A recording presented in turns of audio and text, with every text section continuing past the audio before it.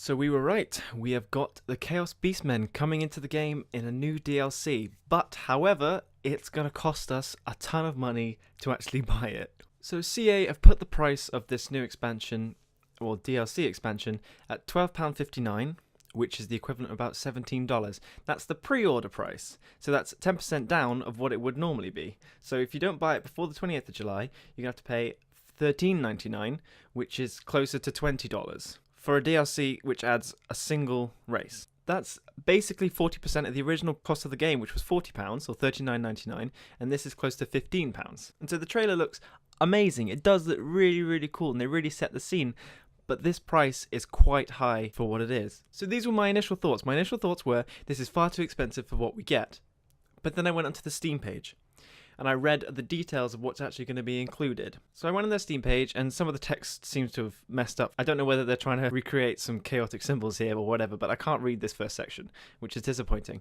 However, as you go down the list and you see what they've actually added, there is quite a lot. So we've got the base game, which is going to have the new faction, the Beastmen, and obviously they're going to have 2 legendary lords like everybody else. They're having 2 extra heroes. They've got their own story-based thing, but they've also got an eye for an eye, which is a small campaign. So you're in a new campaign map, which represents the, as they put it, densely forested landmass stretching from the Reichland Canal in the west to Hochland in the east. And basically you're fighting all men of the Empire and your nemesis, Boris Todbrink, the Graf of Middenheim, who is obviously a member of the Empire. And through the small campaign, you're going to be against other Chaos Beastmen who will try to secure their loyalty with you or the land itself. It then goes on to describe the campaign playstyle of the Chaos Beastmen, that they're a horde, that obviously they're chaotic, so they're going to have chaos corruption. It also says that they all have unique army stances, which is pretty cool. The fact that they focus more on ambushing the enemies, and they have a stance which means they can ambush but also move,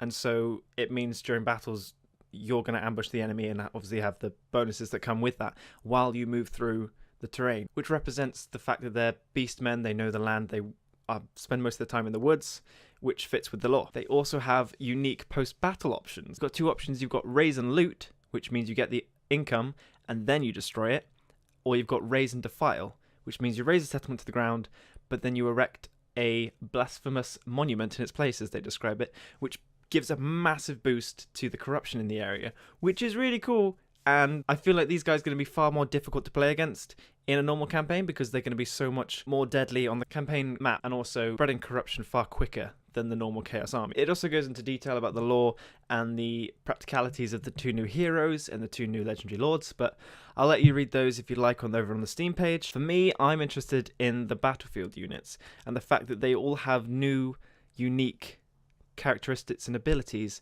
for these units. So first up is resilience, which prevents attrition caused by infighting between hordes in close proximity on the campaign map. So you get that with a horde such as Chaos or the Orcs when you're playing on the campaign field, and so if 2 armies are near each other they cause attrition and you get damage because they're fighting. But you don't get that with Beastmen. You also have Primal Fury, so they just get a constant buff to their speed, charge bonus and melee attack during battle. Rowdy, so they're immune to vigor loss and they have a leadership bonus, but as soon as morale starts to waver then they lose that bonus, which is good. That's a small amount of balancing that's already been done. The ability Soul Eater, which is unique to the Cygor, increases the miscast chance of any spellcasters within range of the unit, which is really cool for magic users. Also, Razor Gores get Thunderous Charges, which gives them a buff to their charge speed and the charge bonus characteristics, as you would imagine. They also, most of them have Vanguard deployment, which will create some pretty unique battle situations when you're against and when you're fighting as them. Here's the exciting bit.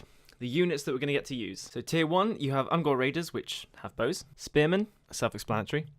And Chaos Warhounds, which we've already seen. Tier 2, you've got the Ungor Herd, which are melee infantry with shields. Spearmen with shields. And Chaos Warhounds with poison, which we've seen. Centaurs, which are melee monstrous cavalry and very quick. I'm really excited to see them. I'm really excited to see all these models, really, what they all look like. Gore Herds, which use axes and a melee. You have the same with shields. Razor Gore Herds. I presume these are slightly bigger. Minotaurs, which I know are going to be a lot bigger. Tier 4, got Beastagore Herd. Infantry again with the Great Axe, so a great weapon. Chaos Spawn, which we've seen. Centaurs, which use throwing axes, so again a bit of missile cavalry. Razor Gore Chariots, so they've got chariots too, which is going to be pretty damaging. And Minotaurs with shields. And finally, the final tier, tier 5, you've got Centaurs with great weapons. I reckon they're going to be huge and do a ton of damage. Minotaurs with great weapons, again, lots of damage. The Cygor, which I talked about earlier, which is a monstrous cavalry.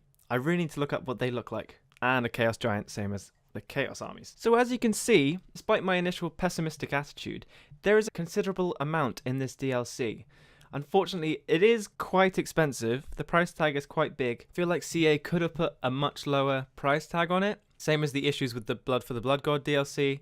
It's just too expensive for what it is. However, I am incredibly excited to play this DLC and pre-order it. However, I haven't just yet, but I'm sure it will be only a matter of time until I do. So I'd really like to hear your guys' opinions on this DLC, whether you think it's too expensive, same as me, whether you think it's acceptable to charge this much, and also what you think of the additions to the game, how they're going to affect the campaign and possibly battles online. Anyway guys, I hope you have a nice day, and I will see you in the next video. Bye guys!